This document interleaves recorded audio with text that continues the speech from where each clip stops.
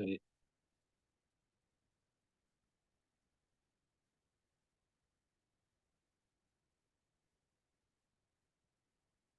audio.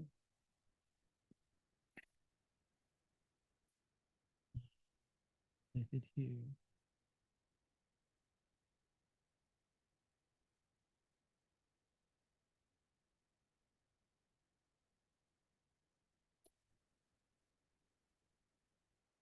Is it working? It sounds like it is.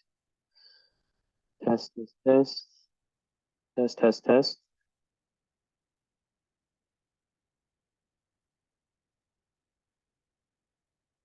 Okay, we're good. All right.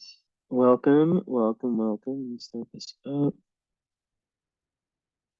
right, so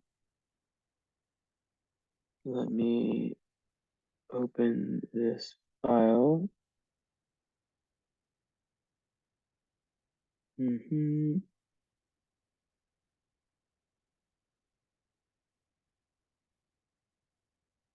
Okay.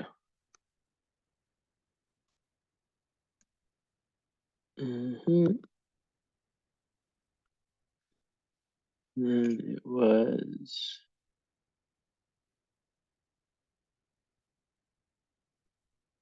okay. I just have to hide last names.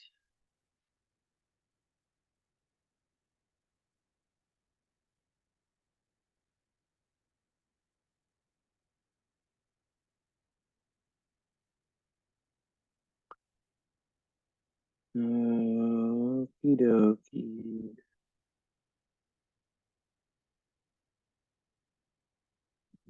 Hmm.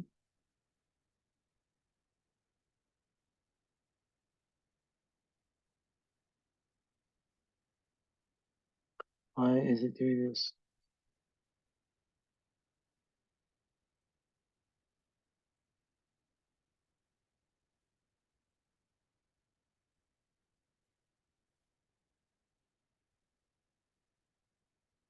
Okay.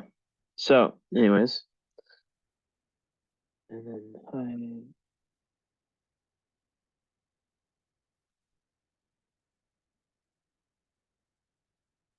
see. Okay. So, all right. So, interesting chart here. Lots. Hmm. Why did it show me this aspect? Grid.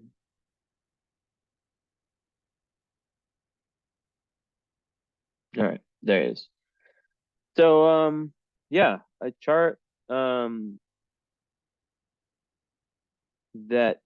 isn't heavily aspected, not with that many, difficult aspects.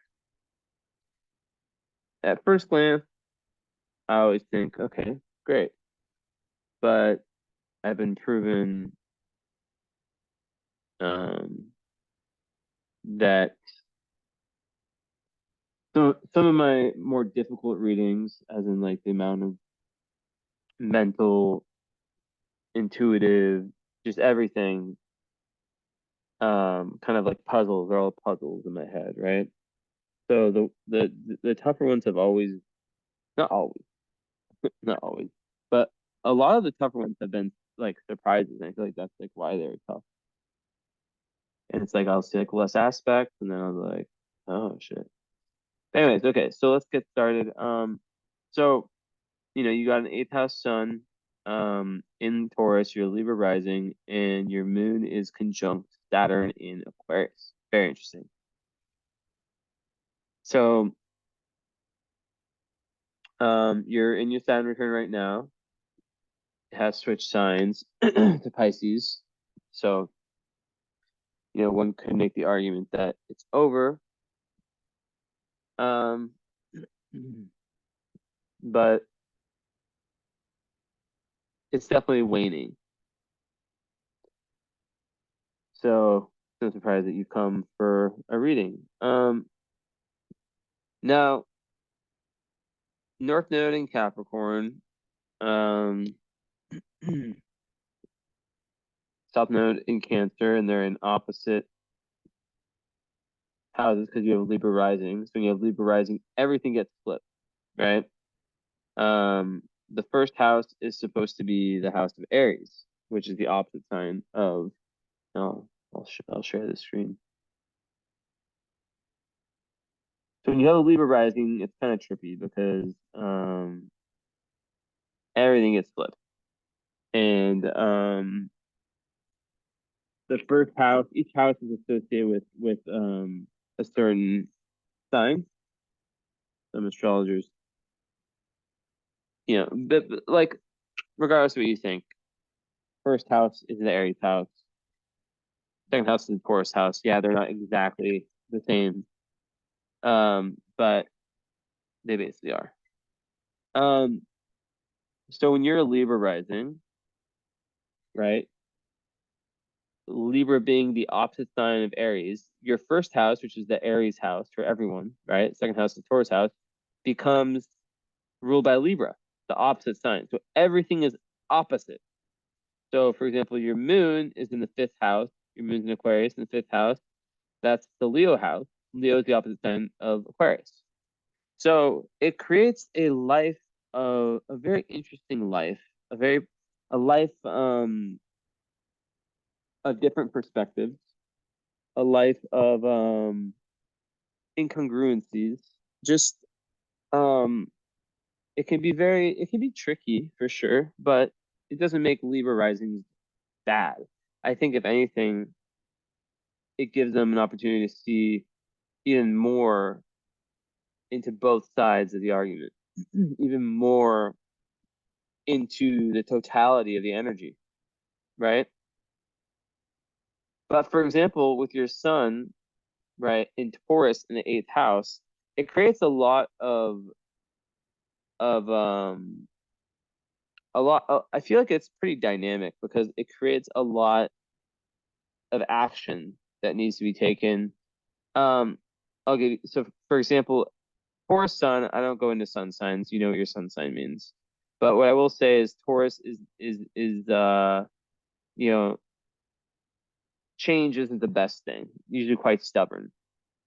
The eighth house is literally about change, right? So it's like I feel like Libra risings are really here to really master what zodiac, what like basically every part of the chart. I mean, yeah, like for example, your Gemini Libra or your Gemini Sagittarius axis, right? 3 to 9, that has nothing in it. So that obviously won't be an emphasis, but whatever axes of the six axes, which are literally just the six opposite signs, whichever ones of those are emphasized, um, yeah, it's big time. So, um, so yeah, Moon in the fifth house in Aquarius, right? Conjunct Saturn is interesting because Moon in Aquarius is all about freedom, right? And this is why, like, I think that your Saturn return is just really really transformed your life. Um, because people who have Saturn on their moon, they feel they can be quite it can be difficult for them to be vulnerable, especially as an Aquarius moon, where emotions make a lot of Aquarius moons quite uncomfortable. They prefer logic. Air moons tend to prefer logic, not necessarily trusting emotions, right? Which makes them great leaders and great commanders and people who aren't emotionally led. But then it can, create distance from their emotions, right? Now you don't have and kind of aloofness. And when you have Saturn on there, it can make that even more difficult, right? Um, that kind of goal of meeting your own emotional needs. Um, Saturn for the first, till the Saturn turn, and then after that becomes a force for, just it really teaches you lots of discipline, right? I don't see many um Moon Saturn conjunctions, to be honest. And yeah, so it can make someone quite pulled back a little bit. Um, Especially yeah, with vulnerability, it can be quite aloof. And just have lot of difficulty sharing emotions. And then it starts to open up with hard work, right? That's what Saturn's asking is hard work. And with your North Node in the fourth house, in Capricorn, of course, right? Because everything's opposite. That is in axis, so that a lot of times can represent like a recent uh, gender change. I've talked to a lot of people who have that axis who resonate with that statement, where they might identify more with the opposite gender than the one they incarnated into in this life. But overall, you know, you're trying to find the balance, right? So Libra's all about balance. So you're trying to find the balance between Cancer and Capricorn, right? So I feel like Libra rising readings for me become, now that I think about it, they do become quite archetypal in the sense that I'm really breaking into archetypes of the axes and you know in the follow up, which I think you did you I don't have it in front of me if you got a follow up or not. If you didn't, I would advise you. Well, you make the decision, but the majority of people and they add the follow up. I give them a discounted rate, and they add the current astrology, so it becomes instead of like $530 for what's a 3 hour session, first hour follow up, hour 2 and 3, sometimes more current astrology. Um, okay. I just lost connection. It's because my hotspot went out and I have to use my hotspot, which is awesome. I don't know if you heard what I said, but my thing just went out, my hotspot for like a second.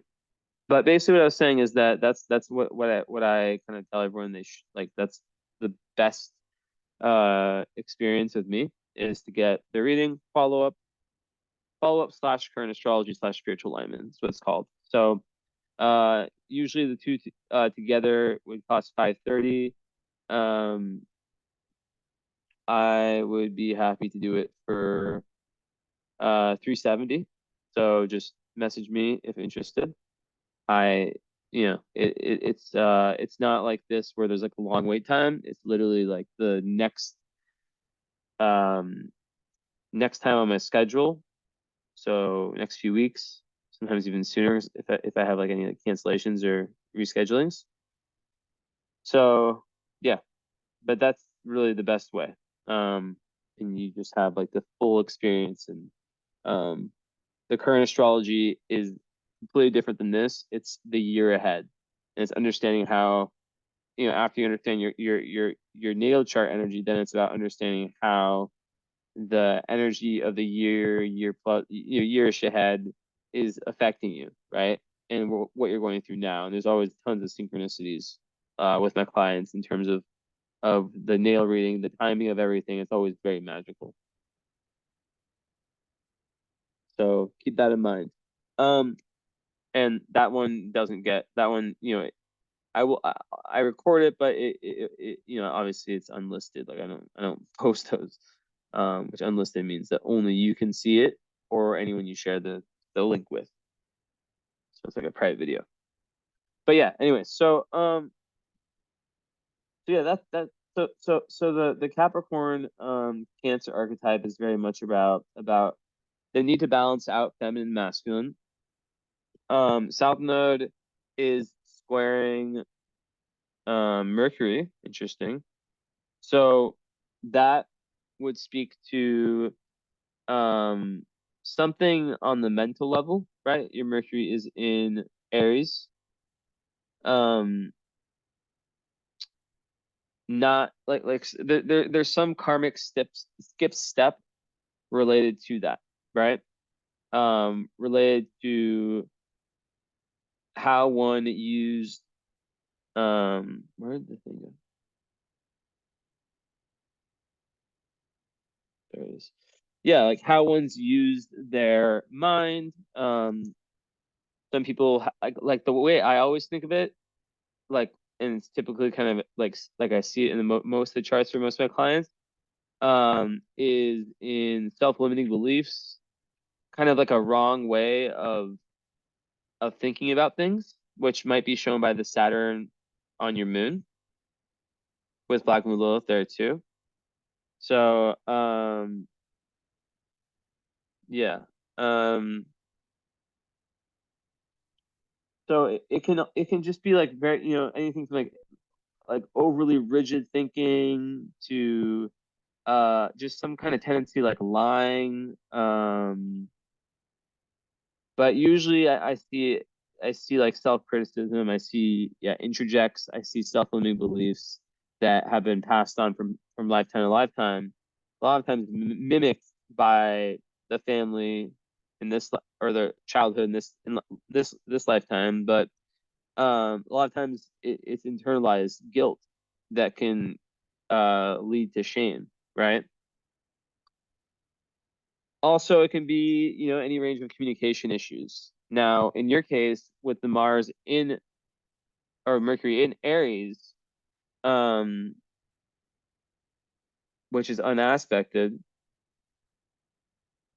it can most definitely, relate to just, unaspected Mercury can sometimes just, especially in Aries, can just kind of just say things without thinking and just go, just like boom, boom, boom, boom, boom.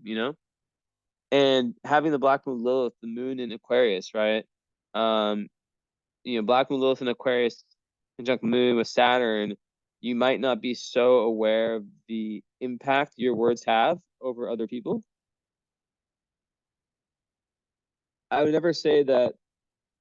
Yeah, I mean, definitely having a moon like this will make you less emotional, typically. Emotionally led. It doesn't mean that you don't have emotions, but nothing like that. But there can be like a rigidity to them, and there can be an aloofness and a kind of a separation from them. So learning to kind of, like, a lot of your karma is like about learning how to kind of come back with that, while also being what I call your metaphoric father in this lifetime, right? Not depending too much on other people. Um, like, so, you know, and once again, like male, female, or not male, female, feminine, masculine, the energies, not the genders, two different things. Um, that is important, um, to find that balance. Outer life, inner life, right? Um, are you spending too much time? Um, like, is there a tendency to spend too much time um with the external goals and external life? Or is the South Node in Cancer on the 10th house, right? Is that representing more about um yeah, potentially even the tendency to make your, when I say work life, I'm talking about, like, in different incarnations, different times it can mean different things. But in the modern context, just like, yeah, like work life slash dharma, is it about, like, for example, making, being like overly obsessed with security in that realm, Cancer security, or even making your coworkers or the people that you advance with in that realm family, like almost like their family. But either way, there's a real need to solidify and to have a spiritual relationship with yourself in this lifetime. So, Venus rules your chart. It's also in Aries, and it's conjunct with Vertex. So Vertex is a fated point. So a lot of Aries people will be very, very, it's also your ascendant. So I wouldn't be surprised if Aries was a sign that you dated, or at least that you had like a lot of fate with people who have Aries, having have a good amount of Aries in their chart. Um Now, in your Juno, which represents your ideal love mate, is also in Juno in the seventh house. So it's really a level of, or Juno's in Aries, yeah. So it's really about like the ideal mate having a level of fierce, kind of fiery independence and say it how it is. That's how I call it.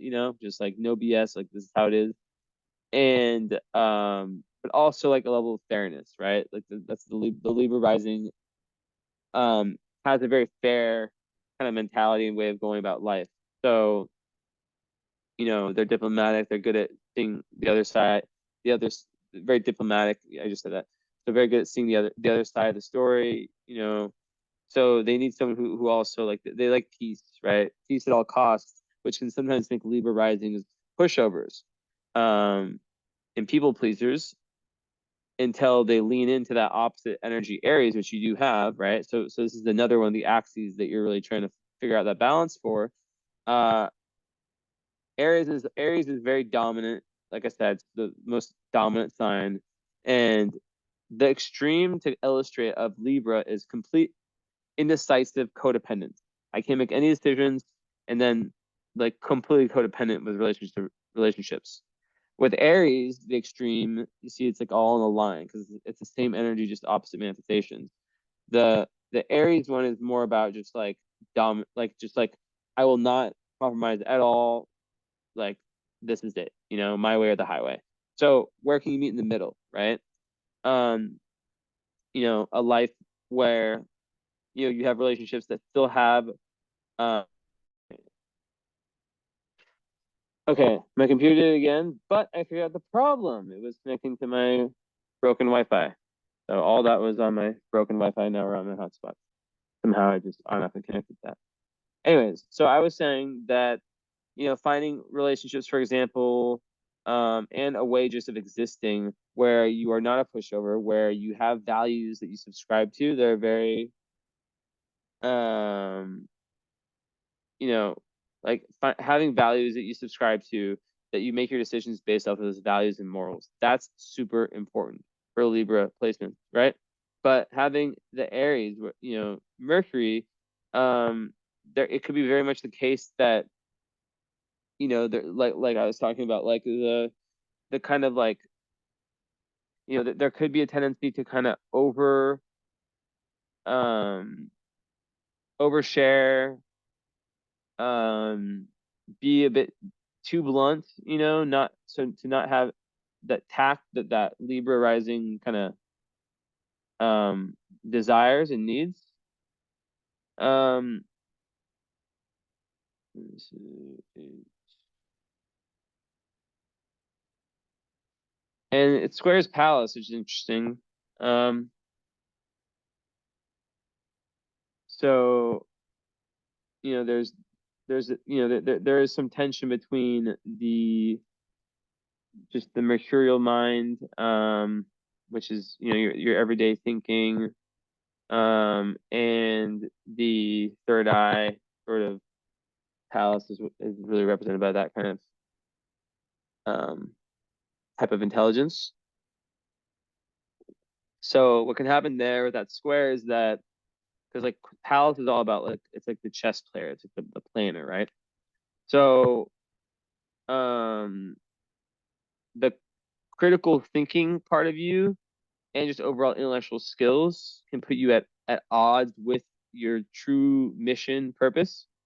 There can be lots of overthinking, um, where you might, and this could be part of the square, right? With the nodes, where there can be like an overthinking, um, or even like missing out on like very, very important information that would help you form an opinion that really brings everything together. Because Aries, Mercury, the mind communication, as I said, can be very, very impulsive in that sense, right? Like boom, boom, boom, boom, boom, very quick, very fast. So there could be a need to slow down, which with this Mercury retrograde coming, perfect time, and I've done this reading now, is a great opportunity to do that. Um, so yeah, you want to be like this real advocate for others. but you might not feel like suited for that. And as an Aquarius moon, that's Aquarius moons are, they're there for the collective. They're there to try to help things out. For they have an emotional attachment to a cause they really believe in, and they're all about freedom, right? So the Saturn conjunction, we'll talk about that a little bit more. But yeah, so with the Mercury square, it's like the overcoming obstacles to fully like take in the time to understand information is really important. And it's linked to being like a spokesperson, an advocate for some type of change. So yeah, there can be that tendency to like react without fully thinking things through. um so it's really important to like dial in on like what information you have, right? Or that you're working with when engaging in anything like related to communication and thought.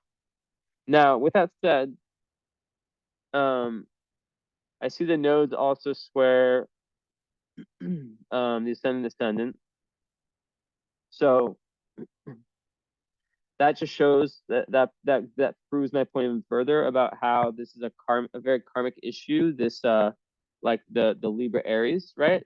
Finding the balance between the Libra energy and the Aries energy in relationships and just in everyday life, right? Different past lives. I think Libra rising is very mystical because I think people are taking elements from lots of different past lives with Libra rising. I might write an article about it. And they have to really like balance out a lot of like conflicting energies. So yeah, overall I think that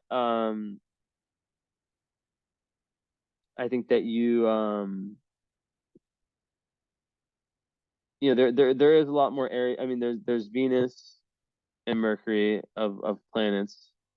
So, and then there's ascendant in Libra. So yeah, I mean overall, um, Mercury opposite ascendant with the nodes squaring both, you know, but also nodes squaring descendant, right? It would create kind of a past life story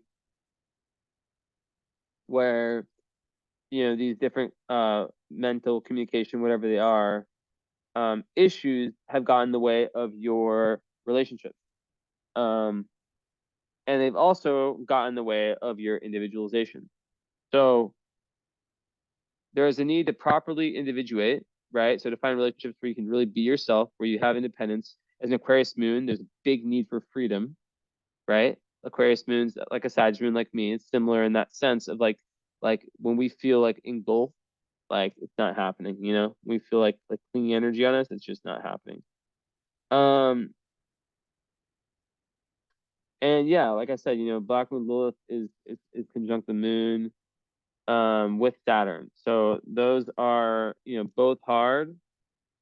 Um, but they point to just like Black Moon Lilith for me, it's like it can be your worst enemy, like potential. It's not a planet, so it's just a potential, but it can also be something turned into a superpower, right? It's like their oppressed feminine.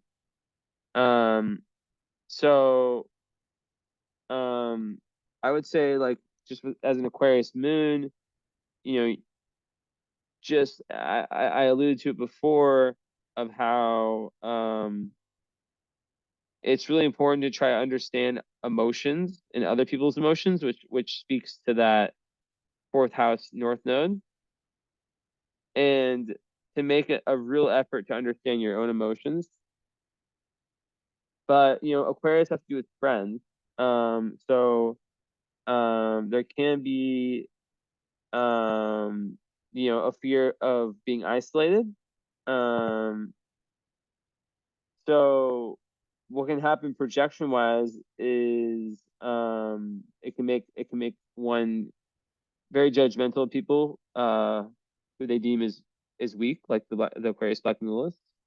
Like especially emotionally weak.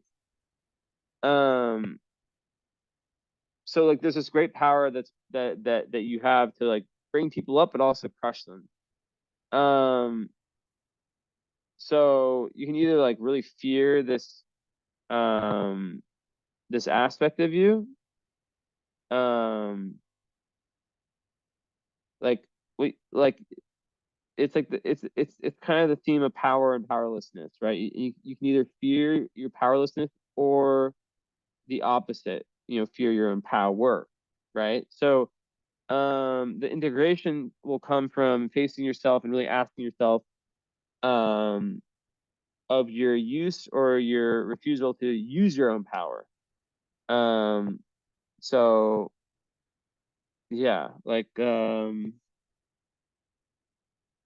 important to like kind of build people up at every chance you get, and yeah, just understand that. But like overall, it creates just a badass woman, like a very nonconformist woman. I mean, yeah, you are a woman. Uh, so it's really really really powerful for intuition and creativity. Like this is a very like a witchy placement, and super transformative, right? So it gives you lots of, yeah, potential for resurrections. So the moon, it's obviously our soul, our emotions, how we live within ourselves. So um you know it really does open up a ton of like kind of receptivity, like intuitive receptivity. Um, so it's really incredible for being able to like channel your intuition, like through like astrology, tarot, numerology, whatever it is, right? It's really, really like very powerful in that sense. But also, yeah, just like anything hidden, it's like past life witch energy, the moon is the instinct, right? So to have that there. Um, and yeah, it makes someone a nonconformist, like um, very freedom seeking as your moon already does. And a lot of times people who have this, they don't really give a fuck about what people say about them. They're just like, fuck it, have your opinion, I don't give a fuck, especially Aquarius moon. So people with this can be idolized by other people. It's very good for like being an entrepreneur in the sense of like wanting to work for yourself. Um, but of course, like there is that need to be mindful of channeling those emotions into destructive tendencies, right? There can be like different activations, like Kundalini activations, and the spiritual evolution can reach just insane heights that you can't even predict for yourself, right? So it is obviously, as I've alluded to, um, there is a difficult and a positive side to it. You just have to um, really move into the power the blah, blah, blah, to the yeah, the kind of more transformative side of it, right? Um, so yeah, definitely someone who stands up for themselves, and probably for people less fortunate, the bully at school, whatever it is, that type of thing, right? Um, yeah.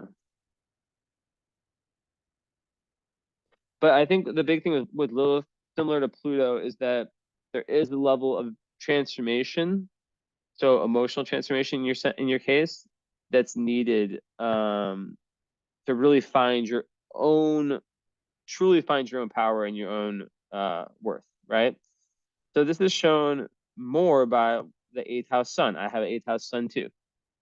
So eighth house sun people, it's in Taurus, and Taurus is an energy that doesn't really want to change typically, right? So the eighth house is always asking us for death, rebirth, and transformations. It's actually pulling us. It makes mystics. It makes, you know, um, it makes someone very, very comfortable in the shadow realms. Um, and it makes shadow work a lifelong journey. And because of that, there's such a high emphasis on spirituality that eighth house sun people like myself tend to, and so many of my clients tend to experience life as like these different, it's like Star Wars, like all the different movies of Star Wars, right? Or whatever series, Lord of the Rings. It's like well, actually it's not a good example. It's like you can look back on yourself at different eras of your life and literally it's a different human. And I know everyone can say that to an extent, but eighth house suns, eighth house people, like it's more. Like it's just like it's on a whole new level of that, right? Like I'm unrecognizable from where I was 10 years ago, or even, yeah, even less time. So learning to accept change, learning to just kind of allow the universe to do its thing and see the circumstances that play out in your life. Like I said, vertex conjunct Venus does create a lot of fate in relation to the love life. And you know, Venus being square Uranus and Neptune is the only hard aspects in your chart besides the sun, the moon opposite, conjunct Saturn. We'll get into that in a little bit. But yeah, just overall, well, actually, sun square moon. Yeah, I didn't think of that. It's a really obvious one. I mean, they're not. Yeah, they're 9 degrees. That's definitely a square. So that's actually like very difficult, especially in fixed signs. Usually parents are divorced, not always, but if they're not divorced, they have very different worldviews. And there would typically be one parent, um, you know, okay, I don't know what's happening, but my hotspot is fully on and it just died again. 2 seconds. But anyways, it literally just goes off and comes back on. So annoying. But okay, so the moon is typically the mother. Not always. In my chart, the moon's the father. And it's like the least dominant parent is the way I've experienced it with clients, right? Like I did a family reading the other day where the mother who's more involved in like her 5 kids' lives, she was the son in every single reading, undoubtedly. So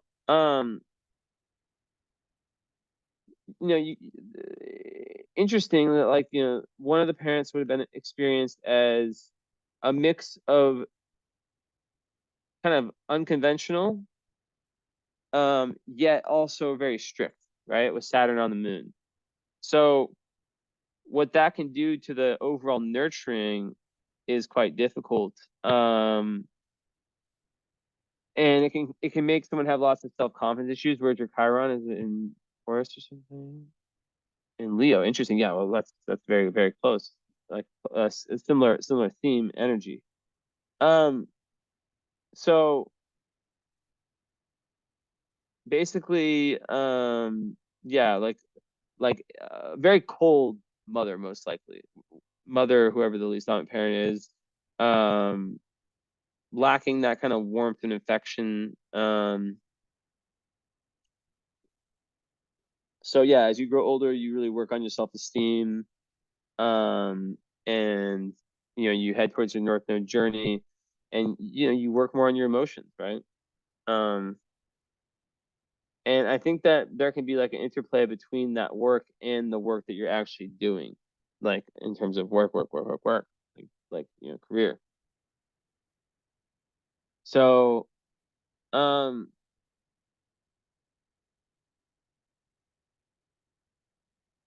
yeah, basically the fifth house moon though is very interesting because there's an emotional need for being the inner child, which and for creative outlets and whatnot. But the Saturn could have really blocked those, right? So the moon, which is the most important part of the chart, is craving these outlets, craving this ability to just create and to just let go and to just have fun and just all these things. But until the Saturn return, that can be blocked, right?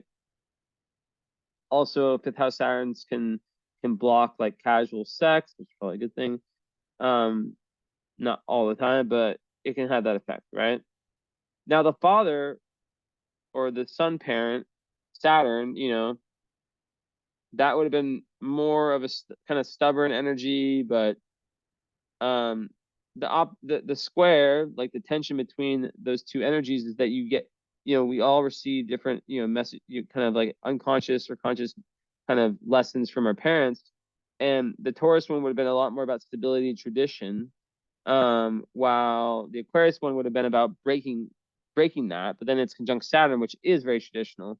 Um, so that's kind of where that square goes, is that there's a part of you that is striving to be, more free, more open-minded, more futuristic, while another part, which, yeah, it's in the eighth house, so it is trying to transform, but wants things to kind of stay the same, right? So it could be like the person who, um struggles to make big life decisions that seem risky, like, I don't know, moving to a new city, uh kind of the whole idea of, we have to let go of people and things in order to make room for better ones, like that whole thing. But then at the same time, they might be like really interested in something like astrology, or really devoted to a cause, right?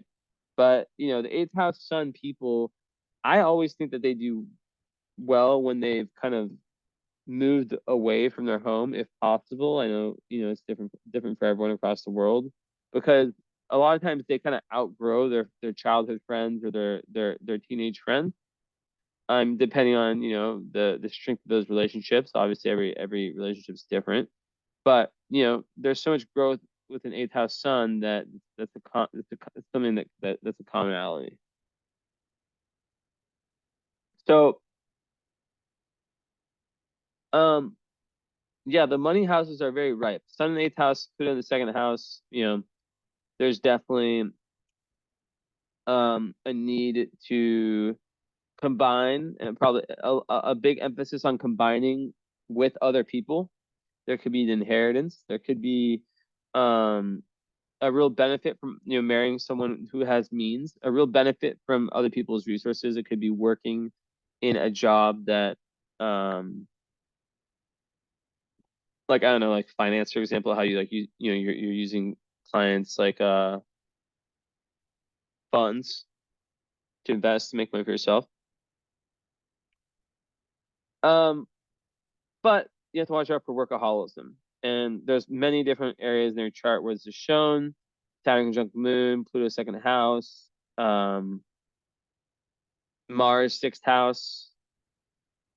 So, yeah. But, like, with all that said, work is very important to you. If you were in real estate, I would not be surprised at all. It'd come very naturally. And it would also give you good flexibility to, to kind of find that work life balance, because in real estate, you control everything, right? Like, I mean, like, obviously you have to work your ass off for a while, but over time you start to really become the captain of your ship. It's an entrepreneurial position or job. So, yeah, but that's just one thing. Cancer rules that. It could be like, restaurants, anything that involves the homes. But your part of fortune's around the midheaven, which is, I had that too. So it makes your career, um it gives you lots of joy and lots of satisfaction, and your flow state is kind of when you're doing really well. But in Cancer, it's like, I would say also, it's like when you have an emotional attachment to what you're doing career wise, right? When it really actually makes you feel emotionally fulfilled. That's where the flow state's met. Now, going back to what I was saying before, though. Um, so with all that fifth house energy, right? The moon there, but then there's kind of that blocked energy, Saturn in fifth house. There's also this tendency to be too potential for being too serious. That's shown by Saturn conjunct Moon, Saturn in the fifth house, right? Um, and then, of course, Chiron in the 11th house, and Mars in the sixth. There's a lot of that. So, Chiron in Leo is very difficult, because we all want to experience fun, inner child, creativity, just being childish, right? It's just a part of life that's really important. Now, when you have Chiron and Leo, you sometimes feel like your ability to just be a kid was violated. You have to grow up too early. Um, and then, yeah, you could have been really prevented from expressing yourself early on as a kid. Maybe there was like parents that kind of told you couldn't do things, or teachers or whatever, right? So it's in the 11th house also. So there can be some pain with friends and with groups of people. So you might really want to team up with other people who are, I mean, I'd assume that you're that there's some type of, that, like, you have Chiron squaring Sun. Ooh, that's a tough one. There's another one. But yeah, that there's healing. I don't know if you're a healer per se, but you do have that effect, especially when you're able to get into the more soft side of your kind of like really communicate in that deep way. It can have a really healing effect. Mercury trine Chiron. Because like you can really understand other people's pain, right? And you do have the potential to be a very good listener. And have like the right words when people are going through tough times. And also with that Jupiter in the 12th house, you're able to really feel kind of the psychic undercurrents. Same thing with 8th house Sun. Now, so yeah, that's another thing with the Chiron. There is like, I think like a theme in this chart so far is how does this person not become a workaholic? Because Pluto in the second house, from a karmic perspective, there's past life memories of being very, very, very poor. Um, and in those lifetimes, you were on survival mode. So when you're in survival mode, you're unable to think about your, spiritual, you know, you don't see like homeless people like struggling to just get a meal in thinking about their spiritual development, right? Just as an example. So I've noticed this a lot. People with Pluto in the second house, Saturn or Pluto in the second house, usually Pluto more. They can, you know, they can make a lot of money. And of course, Taurus, your sun sign, is the sign of money, and still not be satisfied, right? And like get to a point where they're like super secure financially, but they're still shopping at like the most discounted low prices. And it's like it becomes like a virus, or like not virus, but like a disease of the mind, right? That they're just afraid that they're just gonna run, that some horrible things can happen when they're so yeah. Like second house, Pluto, I think there's a need to understand that and to lean into those to the emotions that come with that. And to know that also Pluto in the second house, sometimes like if you're too obsessed with the money, that it can create like a lot of up and down energy with that throughout the lifetime. So it's really like, so this is so important. Like, what is the link between because like those will be karmic times, right? So let's say you're like you're doing really well financially for a period of time. Where are you at? And then say things get back, things go way down. How much does it affect you, right? That's the big question, right? Um, like, how much does it affect your values, your guiding values, and what you care about, right? But really, ultimately, the way I see it is, how much does it affect like your level of happiness, your level of being able to trust the universe, right? Of understanding that money is not everything, that these, blah blah blah. You get it, right? So that's a potential. Now, um, always going back to the North Node, it's in Capricorn, so you are meant to be successful, but you're meant to just do it in a way that, maybe just has a little bit more meaning, um, or real estate. Um, and where you are able to use where you're able to work on that karmic square with Mercury. So whatever that represents to you, and if you do have a follow up with me, um, if you want to do just the follow up alone, it would be 120 instead of 150, or is it 160? I forget. But it'd be 120 if you want to do just the follow up. But I'd be curious to know about what that Mercury square nodes is representing in your lived experience. There's no way for me to know, right? I tell you what I see. I've never looked at a photo of you. I literally change your name, so I even forget all associations with it. So yeah, I have nothing. So yeah, the Capricorn North Node conjunct Pallas is interesting. I just think that, being a strategist in your life, being a forward thinker, thinks moves ahead is very important to you. And yeah, but like really, it's about inner self-worth, right? And overcoming all of that's sun square moon, which is so hard, right?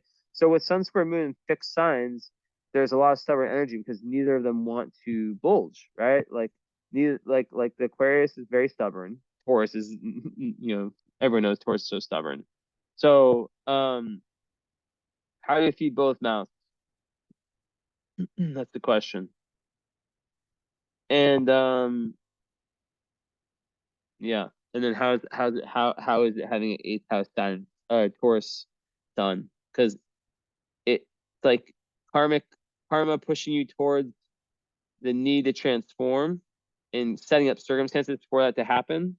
But then, you know, your free will determining whether you make make those changes or whether you do not. And South Node in Cancer often can be people who, you know, stayed very close to home, but it's in the 10th house, of course. I have to say that. So it's just really an imbalance between those two. And usually the way I see that is that there's been past lives where you've been too much on the Capricorn side and some where you've been too much on the Cancer side. And you're trying to just find that middle, right? It's not saying that you've done one more than the other, like in terms of a tendency, right? There's been a back and forth, which is kind of cool if you think about it, because that would show that you're comfortable with both. So I would imagine that it would make the North Node journey less difficult. Just a thought. First time I've ever said that actually, or thought that, but it does make sense, 100%. Um. So yeah, and just like in terms of like over like that potential for becoming overly dependent on kind of other people and you know just sometimes burdening other people with real or imagined emotional problems. So it's really about just stepping up, not relying on dad or mom, and creating your own destiny in this lifetime. um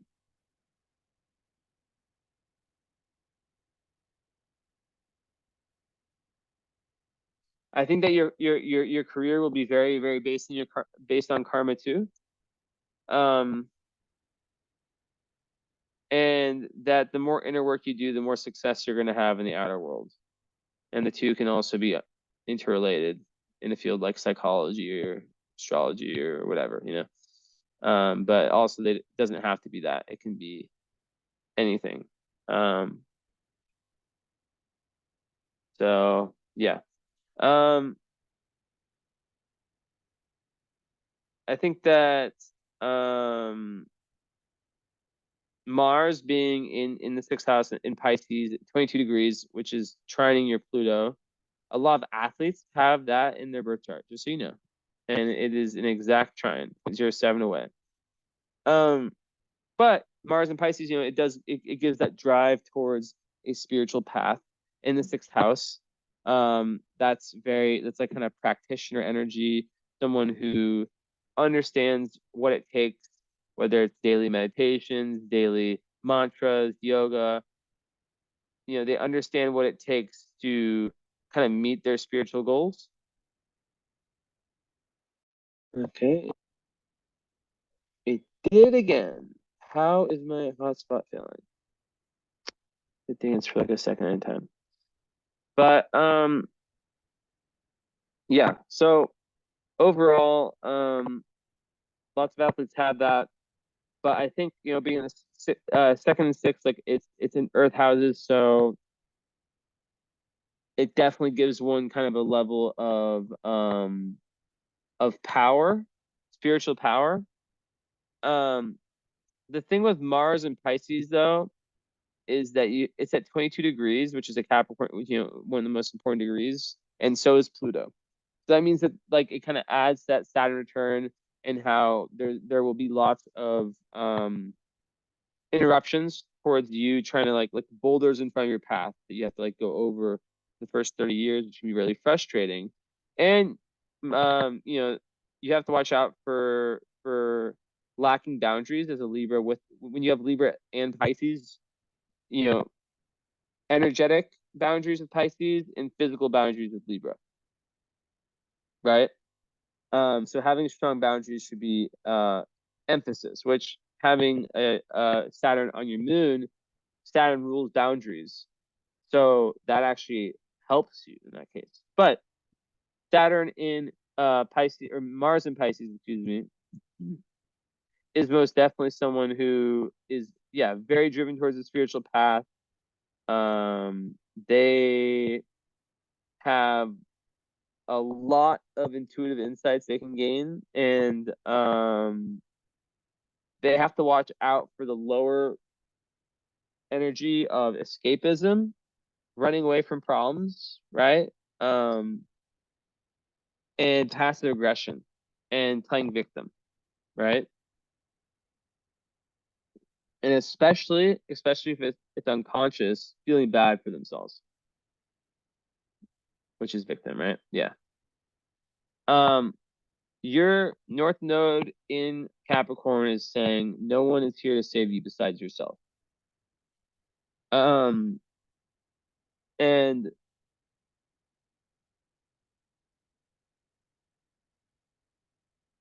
it's asking you how can you use your strategic mind to orient yourself in the right direction in life based on leveraging your greatest skills, your greatest abilities, right? Um, so yeah. Um, having Uranus and Neptune on the IC is difficult. Uranus on the IC can create someone who experienced, oftentimes I see this in the chart with the Sun square Moon. The parents, if they're divorced, it would make sense because it would a lot of times create someone who had to have a very like unconventional upbringing, but they had to move around a lot. Um, and then it's square Venus, yeah, square Venus. So, um, with that said, you do have Sun's trine Jupiter, which is really one of the amazing aspect because that gives you like a very optimistic, uh, a real ability to see the big picture, even through the real tough times, and a very happy-go-lucky kind of energy. So it's really good for kind of the over seriousness I see in parts of your chart, and it's just with everything in your chart. Like in another's chart, it could be lazy, self-indulgent, but in your chart, I see it as like very very needed. So that's really really good. That off puts a lot of some of the other energy I saw. Now I digress. So interesting that your Ceres and your Moon are in the same sign, conjunct loosely.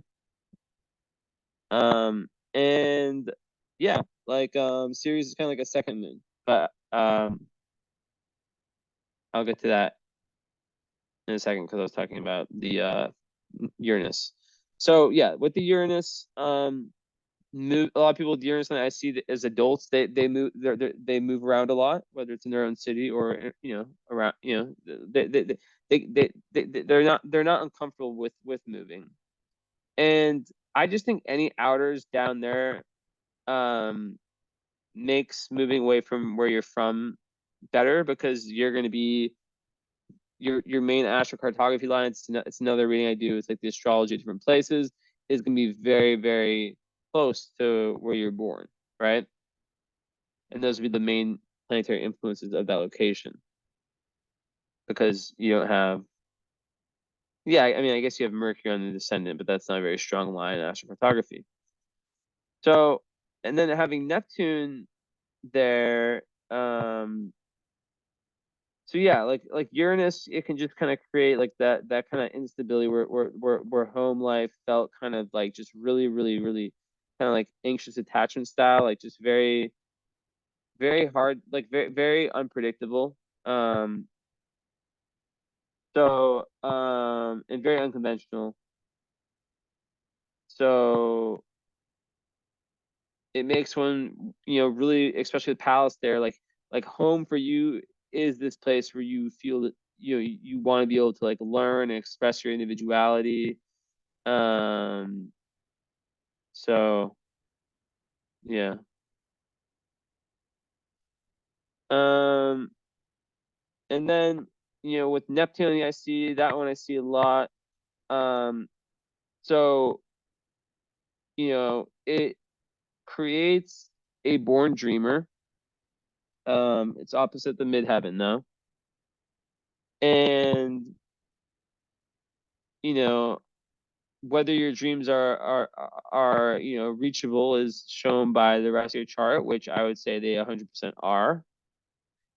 Um, Mars and Pisces can also create some, that same dreamer energy. Um, but other aspects like Taurus is able to really follow through. Um, and Aquarius as well, fixed Sun and Moon with the Libra ascendant. So Cardinal, yeah. Now, there's a big need for you to have like a safe place, you know, a zone where you can just chill and contemplate everything in your life. And just really withdraw from everything. Now, with respect to childhood, also there's definitely like an ancestral thing here, right? There can be like some skeletons in the family closet.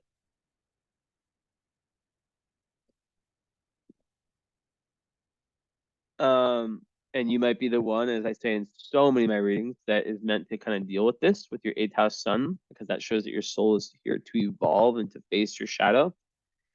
But a big thing with Neptune that I see is, just it's like a lot of the family members may be unaware of these skeletons, and it's you who has chosen to really face them, which sounds like a lot, right? And you might not even get it might not even be like realize that you're doing this, right? Breaking generational curses. So it's important here.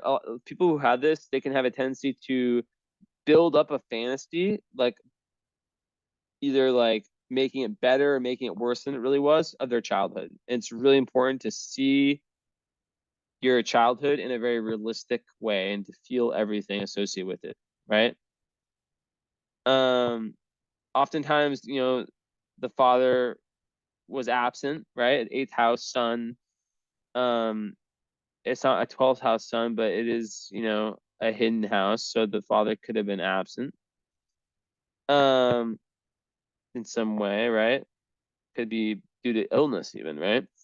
Um, and also, Neptune down there could represent the grandmother having played an important role early on. I often see that. I really hope that we get to talk live, and you can like run through the list of things I've said and more. Um, so yeah, a lot of people like kind of have like that I've talked to have this. They like physically cannot remember their childhoods. Fucking crazy, right?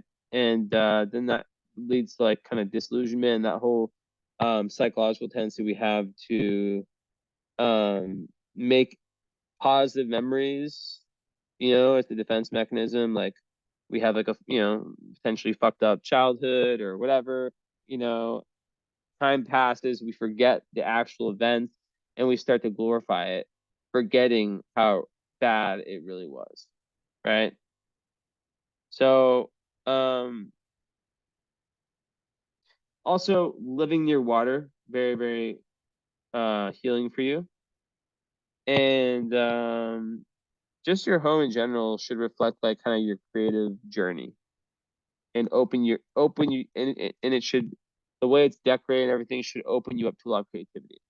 Now, I don't know if you have children or not, or if that's in the books, but with a fifth house Saturn, often that those would come after Saturn return. So not I'm not saying they're coming. I'm just saying that like it would usually be after Saturn return that they would come. But the way I see this is that like an Aquarius, Saturn, fifth house, moon there is that you're very, very emotionally attached to what you do creatively, and you're able to turn it into your work, which is awesome. I love when I say that in readings, right? Because that's a dream, isn't it? To have like that emotional attachment to what you do for fun, and then find a way to monetize it. Then you never, like I said, you never work a day in your life, and you're very capable of that. But there's a need to not overwork yourself, because then that's when like issues can come, health issues, right? Mars sixth house, Pluto second house, with that trine, that does give like a lot of like just physical power. Um, but yeah, just once again, Cancer, Capricorn balance, right? Inner life, outer life. For both to thrive, they both have to be balanced. Um, but yeah, Mars sixth house people usually make really good workers. They approach life with just this intensity, this vigor, this also consistency, and daily exercise is really important. Pushing your body hard, even like it's a Pisces Mars, but it's an exact square with Pluto. So like, or trine, not square, trine. So you really do get that push forward, and so that helps in all areas. So I was talking about series. It's kind of like this, like a second moon, but not even close as important, but it's also an Aquarius. So it just doubles down on these themes of the importance of an Aquarius moon, freedom, the importance of friendships, of communication. So in relationships, it's very important for you to have intellectual connection with a partner. It would be great for you to have a partner that you're able to kind of be a kid around, and not have, and who isn't like so fucking serious, someone who can open you up a little bit. Not that, remember, the astrology is all the interplay of the birth chart with your free will. So two people could be born at the same moment, you and someone else, but have very, very different karmas, very, very, very, very different lives. They, have different environments, different, people that influence them, and so forth. So, Venus and Aries squaring those same Uranus and Neptune points, it just speaks about how and it's 22-degree Aries too. So you have so much 22 degrees. So your Saturn returns so huge. But that creates lots of like kind of impasses when it comes to self-love.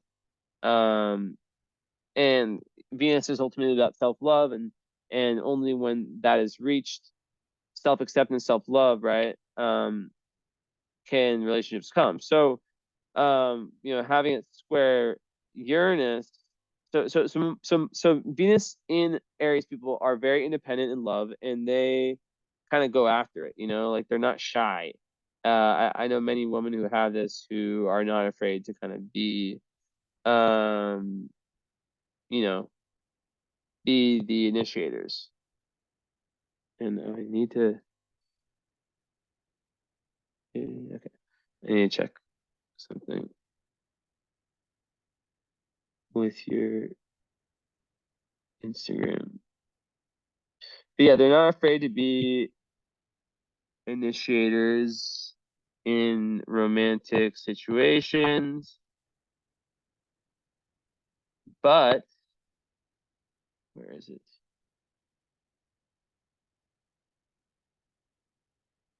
Oh, I see. Here. Is that you? Yes. Okay. I'm just gonna tell you.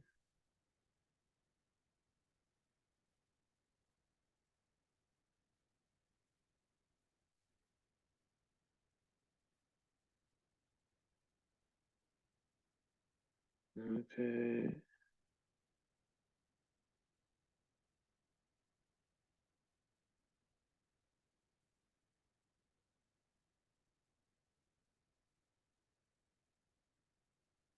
Makes me pineapple.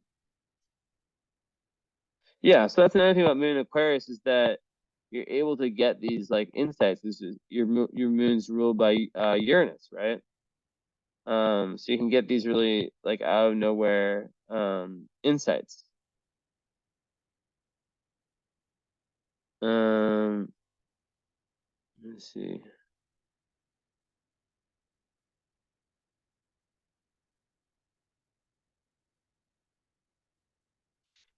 Okay.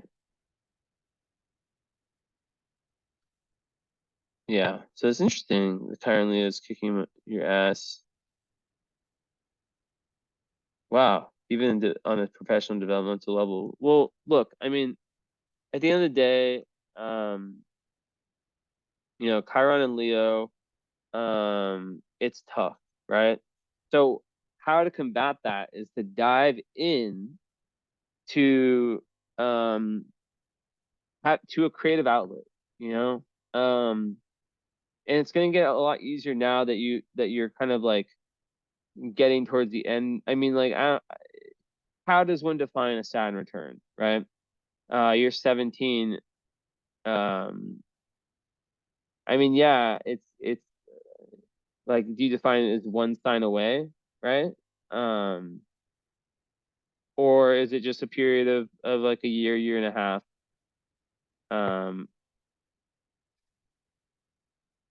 I think Saturn returns a little bit unique in that sense, right?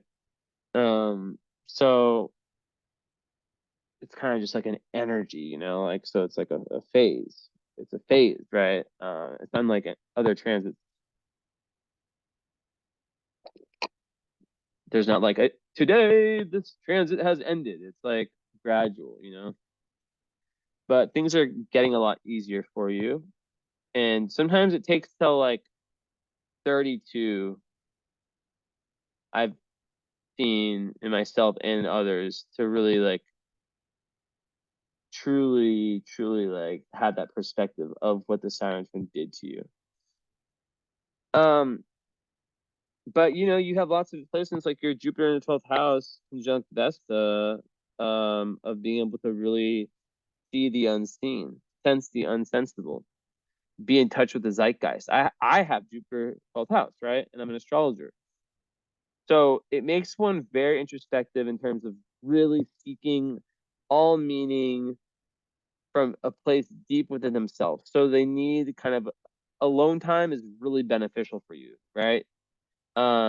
So going back to partnerships, that is also important, right? Um, so maybe my post about the Aquarian relationship, which was only a few ago, would really be something that you would subscribe to, right? Um, just like an alternative to the traditional relationship. But yeah, so I think this chart is, it's massive how one moves through this Saturn Moon conjunction. Like I said, it's never easy, but by fusing them together, it can create someone who's very emotionally responsible, socially responsible, or who feels a deep social responsibility, and who's able to, maybe take maybe they do take a serious approach to their creativity. right? Maybe there is like a ton of difficulty in learning to just like let go, you know? But there's so much creative energy in your chart that, yeah.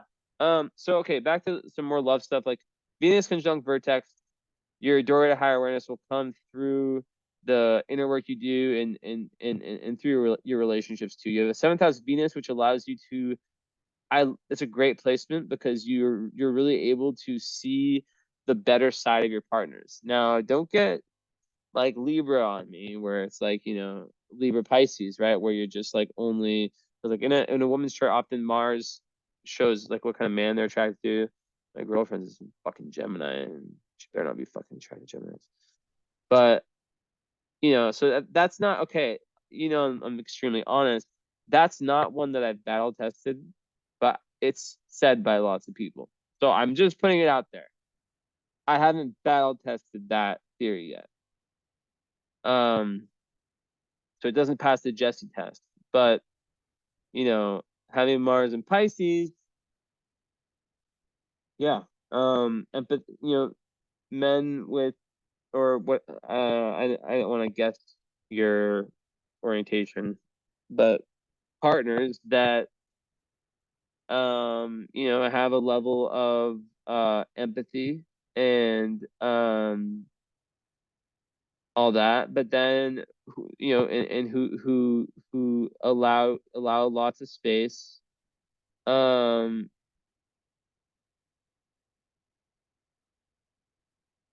but and they don't judge you for it, because here's the thing with Venus in Aries, like I said, you can be a go-getter in that respect, very forthcoming sometimes, just like going after it, um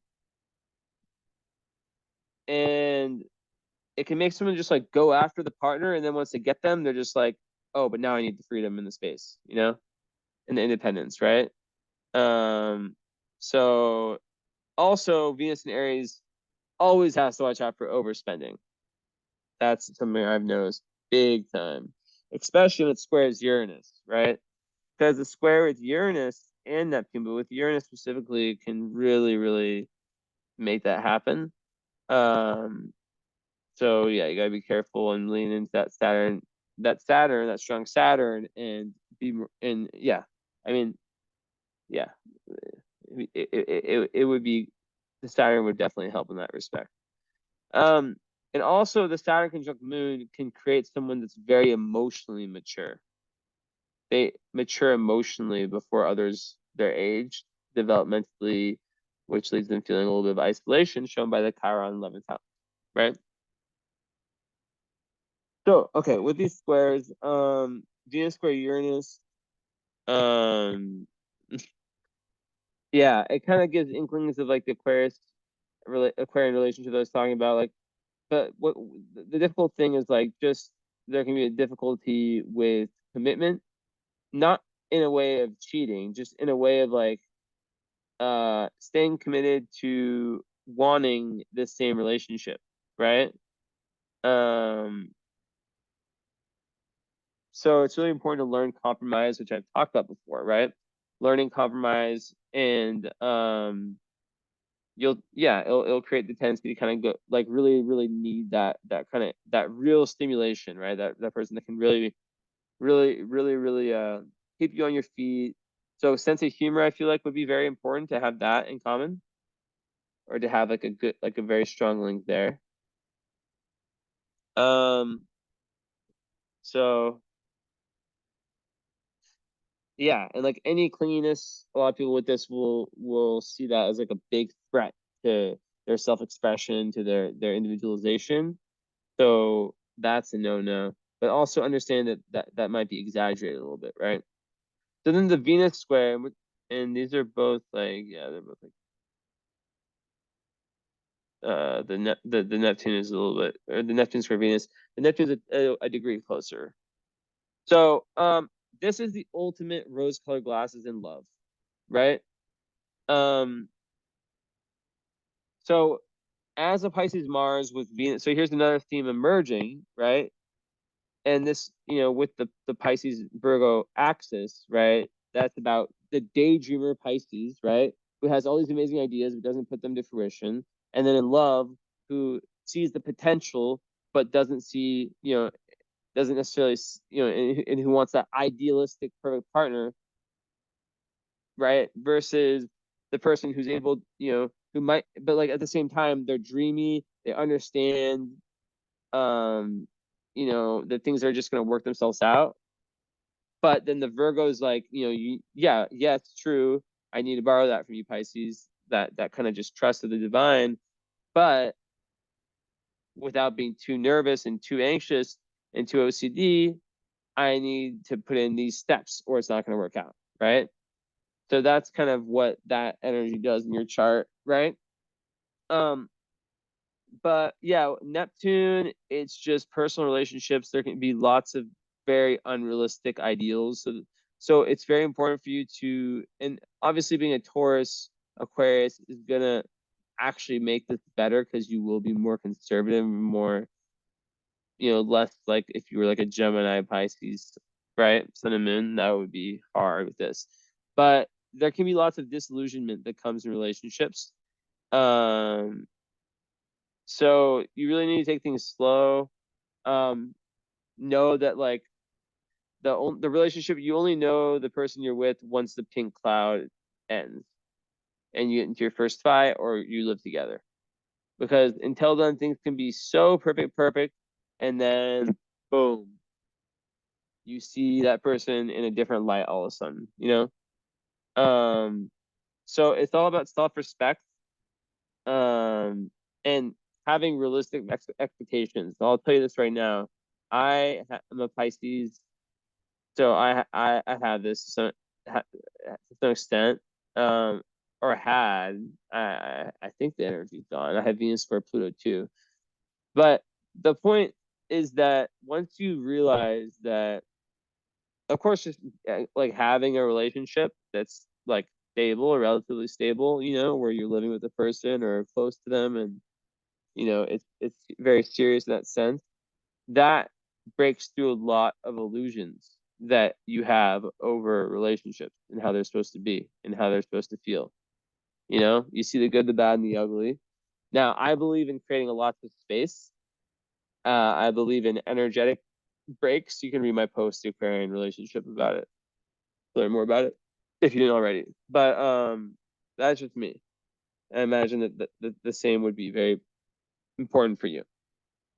Because an Aquarius moon with all the, with these squares, does not want to lose themselves into the composite, as I call it, into the relationships energy. So yeah, Venus square Neptune also, when it is when it become, all squares are meant to become superpowers. So when it does become that, it's just all about like immense creativity.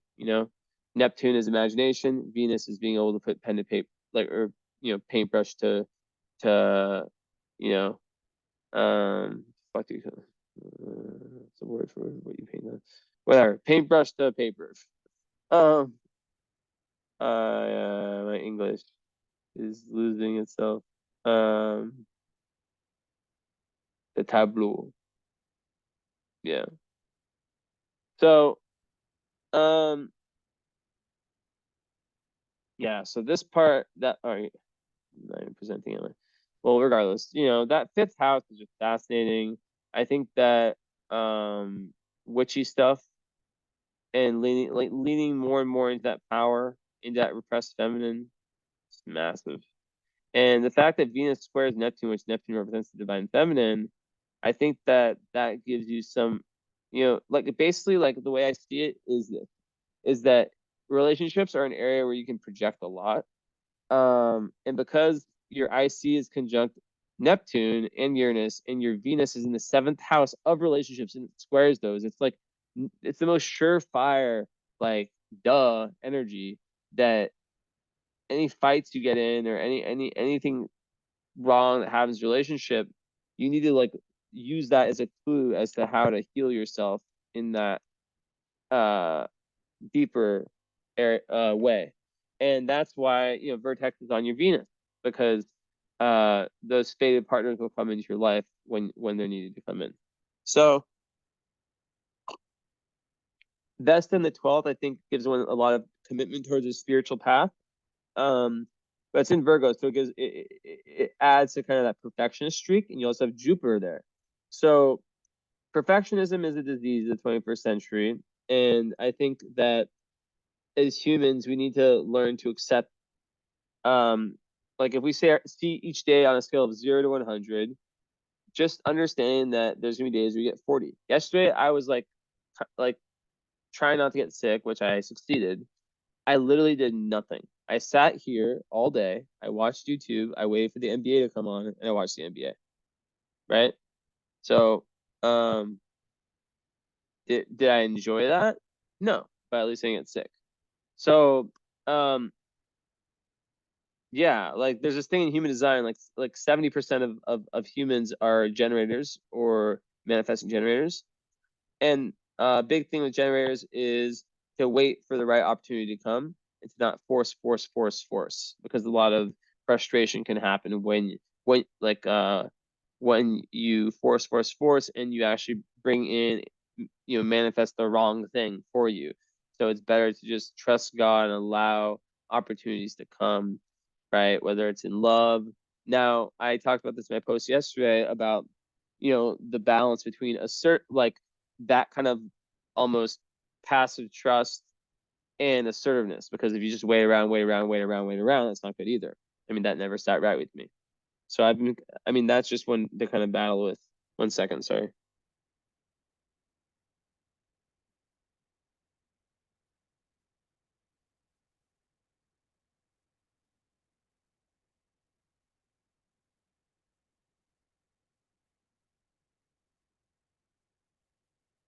Hold on.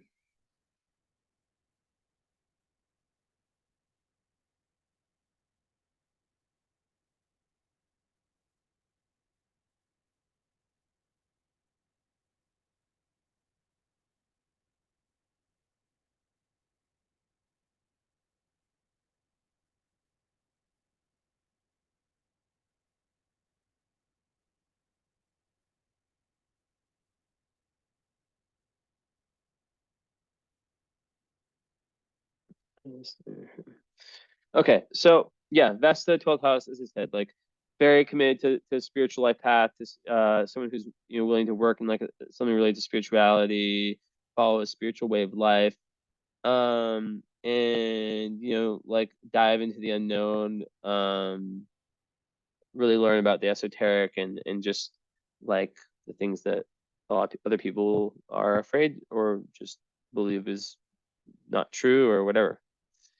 Um, so with Vesta and Virgo, in Jupiter also, it's like you can work very hard, but you need to make sure that you're not expecting the same from other people, right? Because you can be overly critical. Um, but also just be really, really efficient. That's why I think working on your own might be better. But then you just have to watch out once again. So this goes back to what I was saying.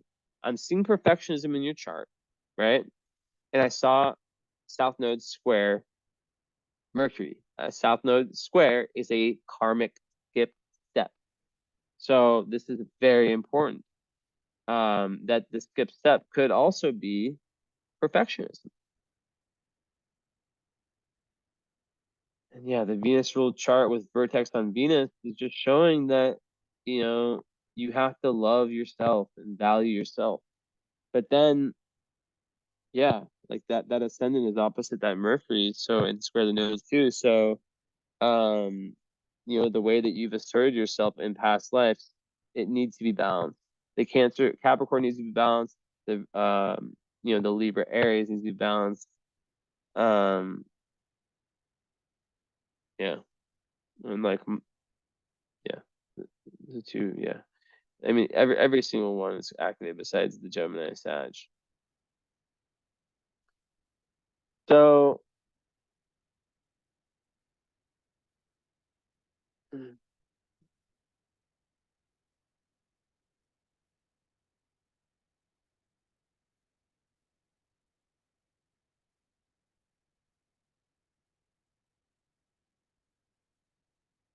Yeah, I talked about, yeah. So okay, so Sun square Chiron. Last aspect I have to talk about.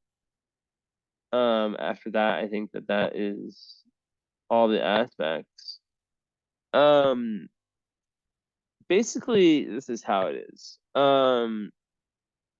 Also Jupiter trine or sextile south node, very close. Yeah, exact degree, 1 degree away. That is showing how um your past life, your past life of being a mystic and of like having this esoteric knowledge is inherited, and that you have this inner kind of expansive self. But yeah, Sun square Chiron. That is very common for healers. It's the ultimate childhood wound, usually connected with the father. Um, so it's also usually around feeling misunderstood. Chiron's in the 11th in Leo, so this makes complete sense that the father didn't allow you to, you know, be yourself, or that you felt like you had to alter yourself in some type of way. Um, but that, very wound is what opens up your abilities for compassion, for your, for really being a great healer to other people. Um, and it just gives you so much empathy for people who are suffering, which is invaluable to any kind of work like that, that's healing. Um, because you have experienced what suffering people experiencing. Excuse me. So let's open this up. See if there's any stars.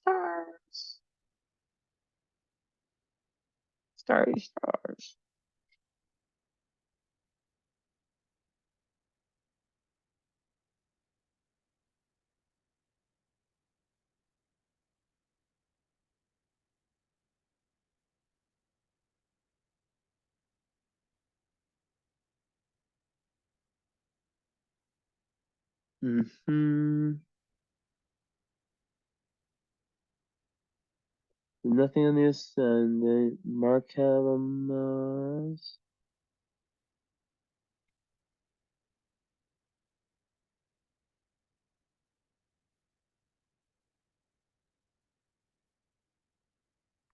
So you have so on your IC you have Urania, which basically says that you um come from like a karmic lineage, slash you have past life potential of having been an astrologer, slash someone working with the stars, right? Which can be a lot of different ways. So yeah.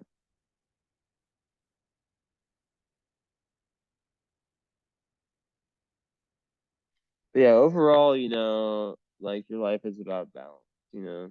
Your life is about balancing out the arc, the six, I guess five of the six axes. Um,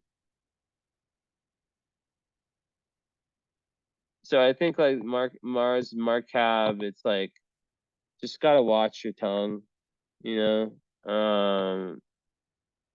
because you can like have losses through affairs related to Mercury, to to speaking, and we talked about your Mercury already, how it's squaring your nodes in Aries. So really learning to being very good at diplomacy, right? Like a Libra rising uh typically is very important. Um, so,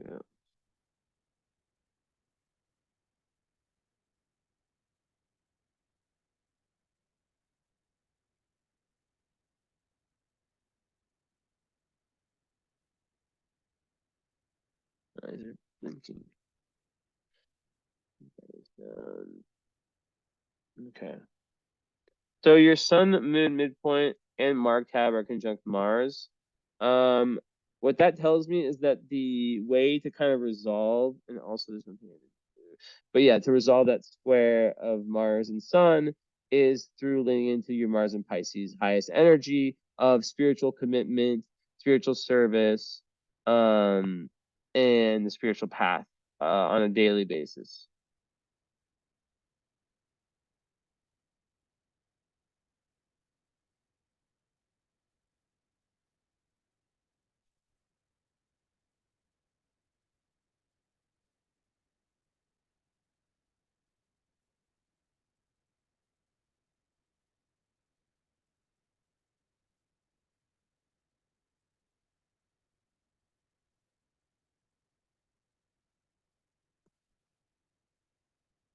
So you have a wealth star, Sirius, the star of the sun of the United States, um, on your midheaven.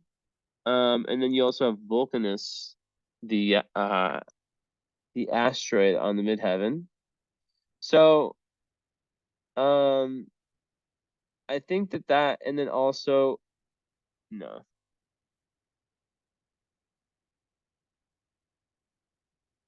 in a further orb you have Lilith, which makes complete sense, right? Because that is about the person, the woman who stands up for herself very strongly in the kind of patriarchic society, right? Now, very interesting. Very interesting. What is it? What is it? Yeah, okay. Wait.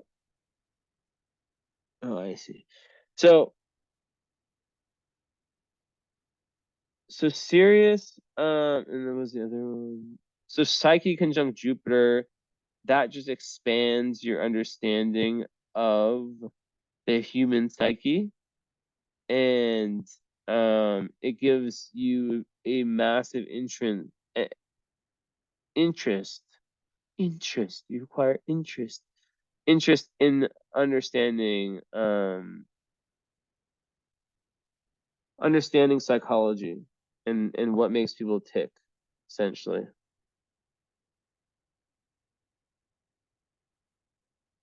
And then, and being in the 12th house, yeah, really, really like also the zeitgeist of how everything kind of makes sense. And it will also expand your understanding of the psyche and ability to see trends, maybe that in work can play out in your favor, ability to really see like big trends.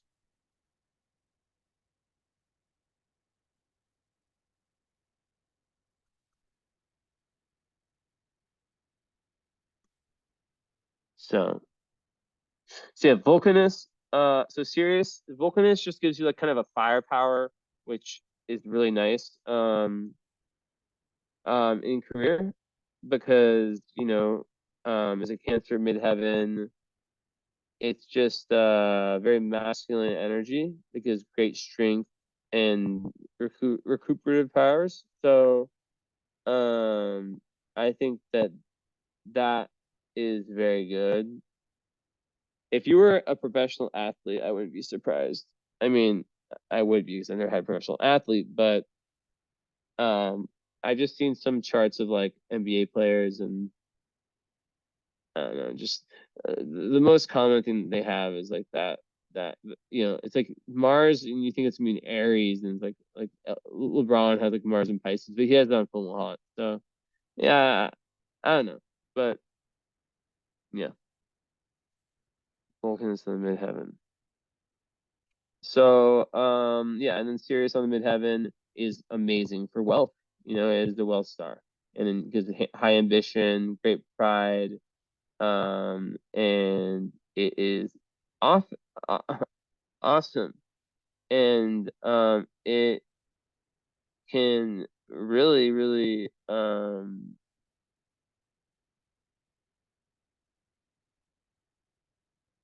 like, yeah, there can be like a really good for reputation. And there's a reason the U.S., which is a country based on money, chose it as the day. Yeah. Um. So yeah, really really good for like being a leader. And for having prosperity. Um. I know several people who have this big in their chart, and um, they are good financially. Every single one. Okay, so yeah, as I said before, the resolution of of Sun Moon comes in Pisces. I already talked about that. So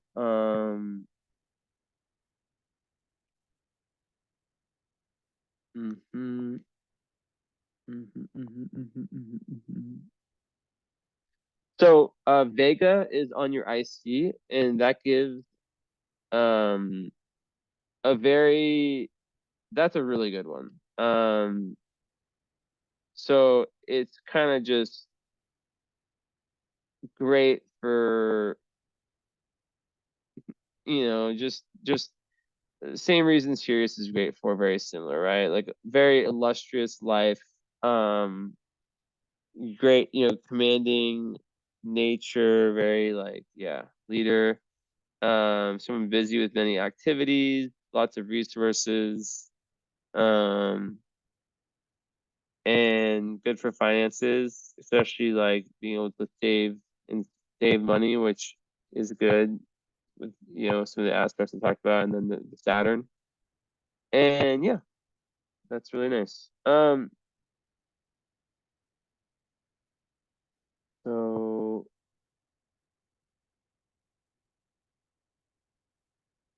I think that is okay. So then I see one other thing.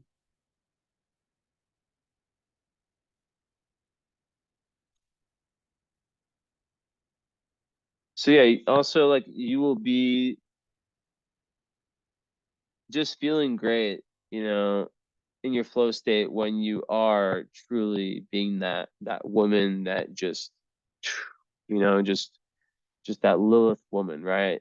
To have it with the Black from Lilith and then Astro Lilith both being prominent is very very very positive.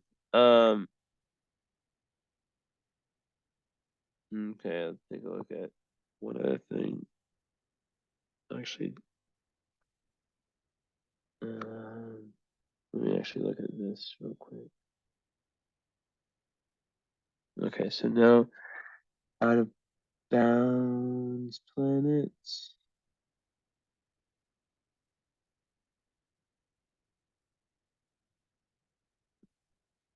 So contraparallel was kind of like an opposition of Moon and Chiron, so that could actually like speak to like, you know, just pain with respect to the mother. So we already saw the square with Chiron and Sun, so it could go both ways. Um, and yeah, so not only is your Sun square Chiron, so 90 degrees longitude, but they're also contraparallel. Well, actually, no, they're parallel. So that actually makes you a really great healer. And it's more like a conjunction, but there's still lots of great pain, right? Which makes it even more intense that the declination is like that too. Um,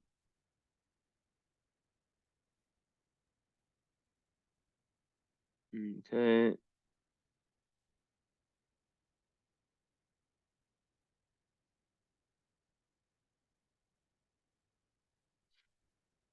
So then next is Pluto and Mars, who are just parallel. So that gives you great resourcefulness and great ability to just be like this investigative just person that goes deep, deep, deep into everything.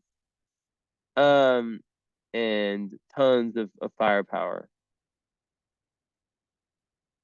and it can be very obsessive, and it just needs to be channeled well.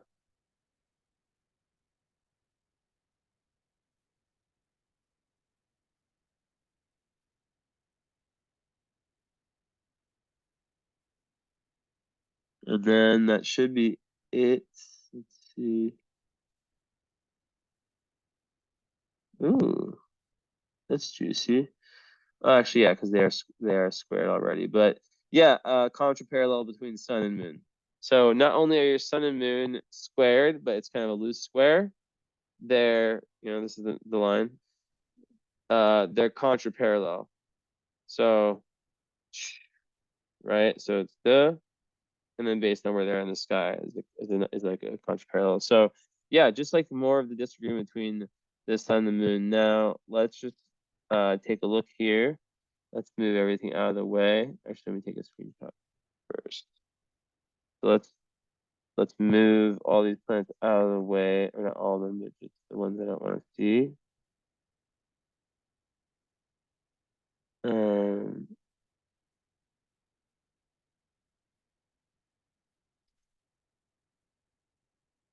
so okay, I'm just looking for any aspect patterns.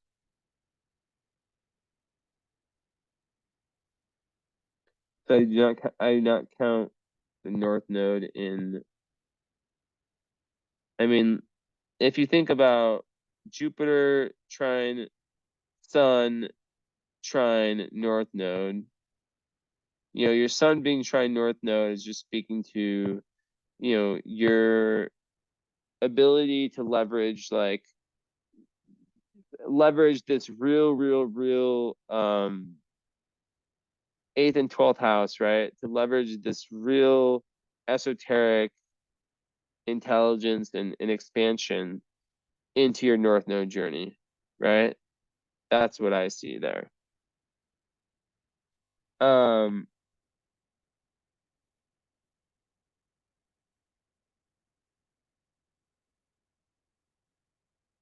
mm,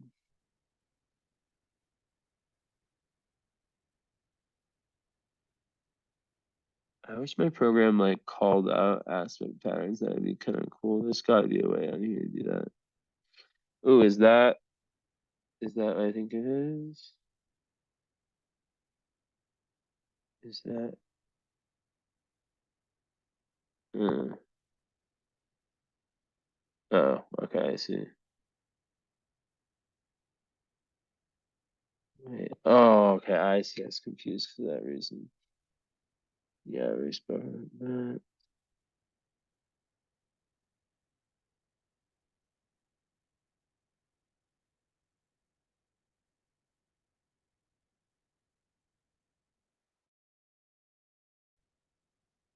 I'm not seeing any like staring. Yeah, that's like fine. Um,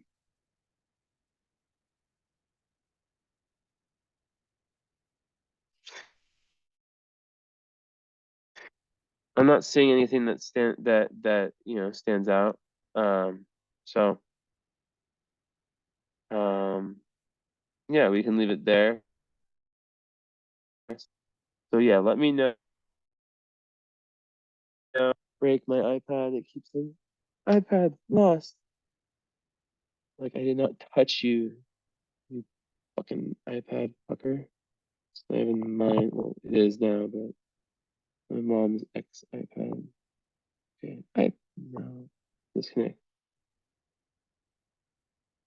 Okay, we're good. So yeah, very interesting stuff. So let me know about the follow up. Um, take your time as many times as you need to watch this. I highly recommend it, but I never want to put pressure on anyone. I know people have different financial situations, but to get the full experience, I mean, you see what I've done with this reading. It's very, very important to kind of fill in the blanks. What was not spoken about is your experience, right? Which can, how you've utilized this metaphoric deck of cards um, with your free will and what you made of it. So much love. Thank you so much for the patience. And I could find where to go. And we shall talk soon. All right. I don't know why I've been blowing kisses sometimes, but much love. All right. Bye.